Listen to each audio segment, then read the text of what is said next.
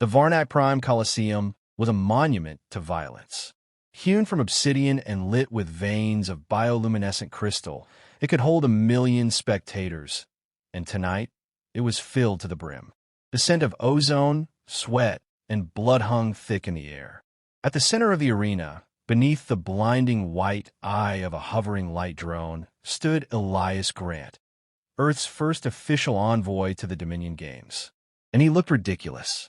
Compared to the hulking representatives of other species, Elias was short, lean, and plainly dressed. No battle armor, no ceremonial weaponry. Just a slim black pressure suit with an Earth insignia stitched over his heart. He didn't even wear a helmet.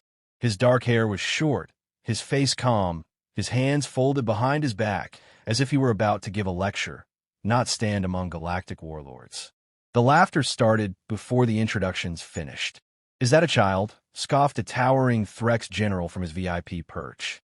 His thick reptilian hide shimmered under the heat lamps, muscles bulging like cables beneath it.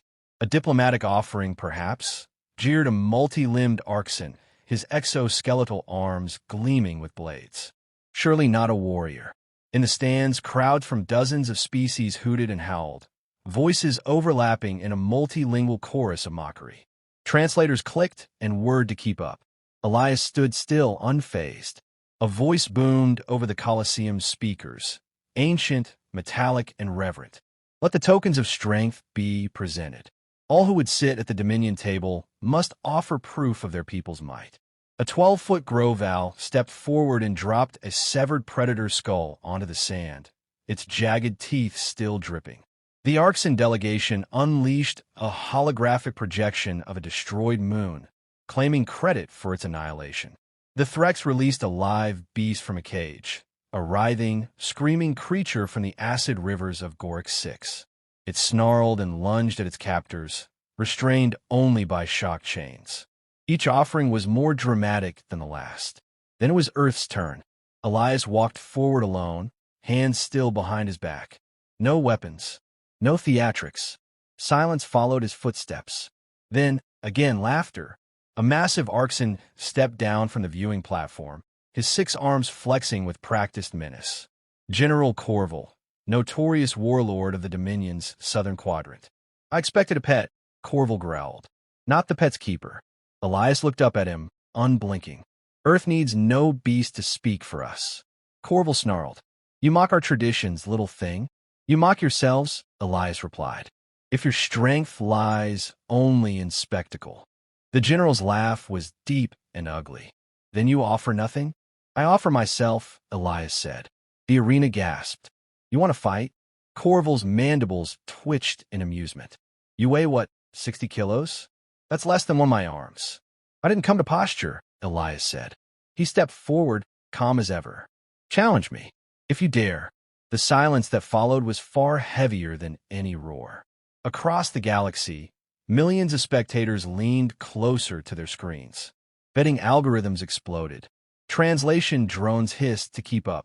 Corval leaned down until his breath hit Elias's face. "You are flesh. Soft. Slow. Weak. I could end you in seconds." Elias met his many eyes. "Then why hesitate?" The general froze. A ripple of tension spread across the arena. Corval had crushed champions twice Elias's size, but he couldn't ignore the challenge. Not here, not in front of the council. To refuse was to admit fear. "Very well," Corval growled. "The arena will settle this." A voice echoed from the skies. "By ancient right, challenge has been made and accepted. No weapons, no mercy. Begin at dawn." Corval turned and marched off without another word. Elias remained still. Behind him, Earth's observers exchanged worried glances. They hadn't expected him to provoke a fight. Not yet. Not with Corval. But Elias didn't look worried. He stood alone in the sand, a shadow among giants. Mocked by many, feared by none. Yet, the arena at dawn was a different beast. Quieter, colder, bathed in the dim blue light of Varnak's rising sun. The crowd still roared from the stands, but now there was tension beneath the sound, a palpable anticipation. The Dominion had seen 1,000 challengers, 1,000 defeats, but never a human. Elias stood barefoot on the obsidian floor of the arena, stretching calmly. His black pressure suit adjusted to the chill, but he barely noticed. His eyes were focused, not on the arena, not even on General Corval, who loomed across from him like a living mountain, but inward. Breathe in. Hold. Exhale. Across the pit, Corval was being adorned with ritual paint by 2 aides. His 6 limbs flexed as he bared his serrated teeth at the crowd. The audience roared in appreciation of his battle form. Titanium-banded wrists, clawed feet, a neck like a stone pillar. A warrior bred for war. Elias? He looked like someone who missed the gym orientation. But that was the point. He had trained in crushing gravity, where every step was like lifting a tank. He'd sparred blindfolded, underwater, upside down. He had fought machines designed to mimic alien speed and strength. Earth hadn't sent him to survive this fight. They'd sent him to win. The announcer's voice cracked through the stillness. Combatants ready? Corval roared. I will snap you in 2 soft skin. Elias didn't answer. The gong sounded. Corval lunged, fast, far faster than something that size should move. His 4 lower arms struck first, a blur of claws and fury. Elias barely ducked the first, rolled under the second, and dodged left as a third strike cracked the stone beside him like brittle glass. The crowd cheered. This would be over quickly, they thought. But Elias was already moving, flowing like liquid. He didn't block. He slipped, redirected, turned Corval's momentum against him. Strike. Evade. Strike. He landed a palm against Corval's side, not with strength, but precision, right between the second and third rib, just where the arcs and lung sac overlapped with the auxiliary heart. The general grunted. Not much, but it was a start. Corval turned, furious, and unleashed a flurry of strikes. A backhand caught Elias across the chest, hurling him backward. He rolled with it, skidding in the sand. Pain bloomed in his ribs. A fracture, maybe, but he stood. The crowd gasped. The human stood back up. Impressive, Corval growled. For prey. Elias spat blood into the dust. That all you've got? Corval snarled and charged, his feet cracking the arena floor with every step. Elias ran toward him, not away. At the last second, he dove low, sliding between the warlord's legs and striking upward into the soft joint behind the left knee. Corval stumbled. Elias was on him in a flash, climbing the larger warrior's back like a spider. He wrapped his arms around Corval's thick neck. Wrong move. Corval reached back and hurled him off like a doll. Elias hit the ground hard, dust exploding around him. But he moved again, always moving. This time, he swept Corval's legs from behind. One knee buckled, then another. Elias struck 2 nerve clusters, left side, base of the spine. The general roared, disoriented. Then Elias leapt. He locked an arm around Corval's neck, another under one of his 6 arms, and wrenched. Corval screamed. Bone cracked. One of the arms went limp. The crowd went dead silent. Corval tried to shake him loose. Elias clung on, digging his knees into the general's back. Sweat poured down his face. His ribs screamed. Still he held. The general rose one last time, roaring defiance, and Elias twisted. With a final cry of effort, he slammed Corval down, face first into the obsidian. Dust settled. Elias stood over the unconscious warlord, chest heaving. His pressure suit torn, blood running from his nose. But he stood. A voice rang out, incredulous. Corval has fallen. No one cheered. No one moved. Then the Threx High Marshal leaned forward, eyes narrow. What are you? Elias wiped blood from his mouth, met the gaze of a dozen alien warlords, and said, calm as ever, a human. 2 hours after General Corval's defeat, the council chamber trembled, not from war or weapons, but from disbelief. 12 species sat in a ring of hovering thrones, their leaders staring at the human with a mixture of awe and unease. Holograms replayed the duel from 1,000 angles.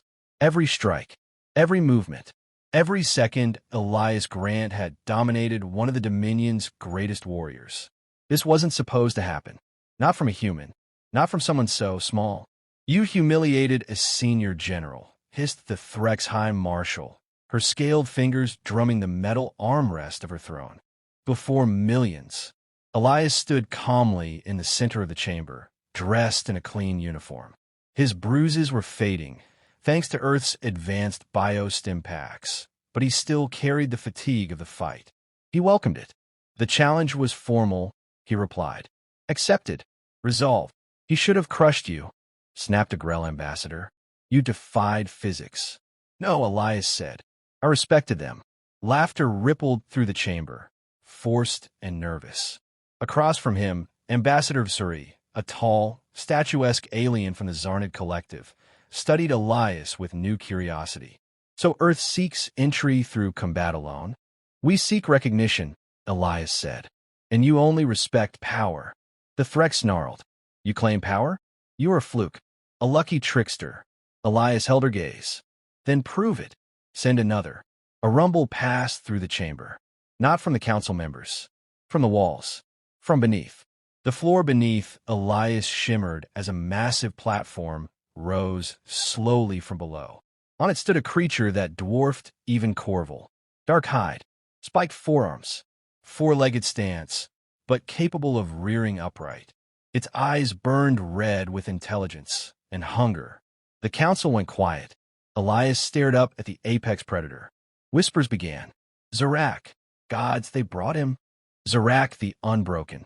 A living weapon. Genetically engineered during the Korgothi Wars. He had no homeworld, no species. He was bred from the best. Threk's durability, arcs and speed, Groval bloodlust. A hybrid monster that had never been beaten. Over 50 gladiatorial victories. 2 planetary raids survived solo. One time, he had chewed through an armored dropship to escape capture. And now he was here. Because of Elias. Zarak sniffed the air. His massive jaw flexed. This is the prey. His voice was gravel ground through steel. You wake me for this? He defeated General Corval, Ambassador Vasari said. Zarak tilted his head. Corval was fat and arrogant. Easy meat. He stepped forward, claws clicking against the obsidian floor. Elias didn't flinch. You are not a challenge, Zarak growled. You are a message. The council fears what you represent. And what's that? Elias asked. That their time is over. Zarak's eyes narrowed. They want me to kill you. Slowly. Publicly. Elias nodded. Let's not disappoint them.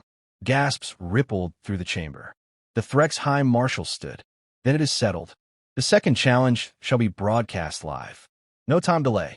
No edits. Let the galaxy see. Zarak's claws scraped sparks as he turned to leave. I will not kneel, human. I don't want you to, Elias said. I want you to know why you should. Zarak paused, just for a second. And then, for the first time since the war beast's emergence, a smile crossed the creature's jagged mouth. Back in the prep chamber beneath the arena, Elias removed his pressure suit top. His ribs were still taped. 2 fingers were sprained. His body ached in ways that modern medicine couldn't erase. Not yet. His AI assistant, Vera, flickered into life beside him. You're pushing protocol. I'm alive. For now, Vera said. Zarak's pulse reflex is 3.7x yours. His bite force can shear titanium. His dermal layer is resistant to plasma. Is he smart? Yes, she said. Smarter than Corval. Strategic. Calculated. Good, Elias said. Then he'll understand what's about to happen. Vera hesitated. And if he doesn't? Elias pulled on a new shirt, eyes dark with resolve. Then I teach him. Above them, the arena roared to life again. Metal gates opened. Lights flared. Millions tuned in across the stars. And into the obsidian arena, man and monster walked to meet their fate. The gates slammed shut behind Elias with a finality that echoed like thunder. Across the arena, Zarak the Unbroken emerged with the calm of something that had never known fear. His 4-legged form shifted easily into an upright stance, towering over Elias by nearly 3 meters. Spiked ridges along his back caught the arena's lights, casting jagged shadows across the sand. The arena had gone still, eerily so. Not one spectator shouted. Not one voice cracked through the silence. The galaxy was holding its breath. Elias rolled his shoulders. Every nerve in his body was lit, his muscles tight beneath the sleek weave of his Earth combat uniform. He looked up, meeting Zarak's crimson eyes without flinching. A voice boomed from the sky. Let the trial of worth commence. No gong, no countdown. Zarak launched forward like a missile. Elias moved, but not away. He dropped low, just beneath Zarak's first sweep. A bone-crushing claw aimed for his throat and rolled to the side, narrowly avoiding a second strike that shattered the ground behind him. Debris exploded around them. Zarak was faster than Corval, smarter. Every strike came with intent, forcing Elias to react rather than control. He couldn't outmuscle this opponent, not directly. He had to rewrite the fight. Elias shifted to a lateral run, using Zarak's own size against him, staying low and close to the creature's torso. Zarak spun, trying to anticipate, but Elias slid beneath him, striking pressure points behind the knee joint. No effect. Zarak simply turned and kicked. The blow caught Elias in the ribs and sent him flying. He hit the wall and dropped, coughing blood in his mouth. Zarak didn't charge. He stalked, confident, slow, savoring the moment. You move like a shadow, he said. But shadows don't bleed. Elias wiped his mouth. Everyone bleeds. He stood again. Zarak frowned just slightly. Why do you keep rising? The apex asked. Because you expect me not to. That hesitation, that question, was the opening Elias needed. He surged forward. Fast. Zarak reacted, but this time Elias didn't evade. He engaged, grabbing hold of one arm, spinning with the momentum, and twisting behind the creature's back. He locked his arms around the spinal ridge and stabbed his fingers into the nerve channel along Zarak's flank. Zarak howled and threw him off, but not before Elias left a mark. The beast staggered for half a second. Long enough. Elias landed hard, but rolled with it, breathing hard. Bones creaked. Vision blurred. But he grinned through the pain. You felt that, he said. Zarak looked at him. Truly looked. You study your prey, Zarak growled. You are not what I was told. No, Elias said. I'm worse. Then came the storm. Zarak roared and attacked in earnest, no longer toying. The air became a flurry of claws, slashes, and sheer kinetic rage. Elias slipped between them with impossible fluidity. He didn't block. He redirected. A claw meant to gut him scraped past his side. An overhead strike was turned by the slide of a forearm. His movements weren't strength. They were design. The arena was no longer a battleground. It was a classroom, and Zarak was learning. Elias's strikes became surgical, joints, ligaments, pressure clusters known only through years of anatomical simulations. He struck behind the ear ridge, then the groin, then pivoted and landed a full-body spin kick to the back of Zarak's knee. Zarak collapsed, stunned, and Elias didn't press the advantage. He backed away. The apex knelt in the dust, stunned. Breathing heavy, Zarak looked up. You could finish me, he said, voice low. I could, Elias said. But that's not the lesson. Zarak blinked. What then? That size is a weapon, Elias said. But so is restraint. So is thought. So is knowing how to fight something smaller than you and lose. Zarak was silent. Then, slowly, impossibly, he bowed. One knee to the ground. One fist planted in the dust. Gasps erupted through the stadium. Screens across the galaxy lit up. Billions of viewers watched as the apex predator, the Dominion's undefeated champion, lowered his head before a human.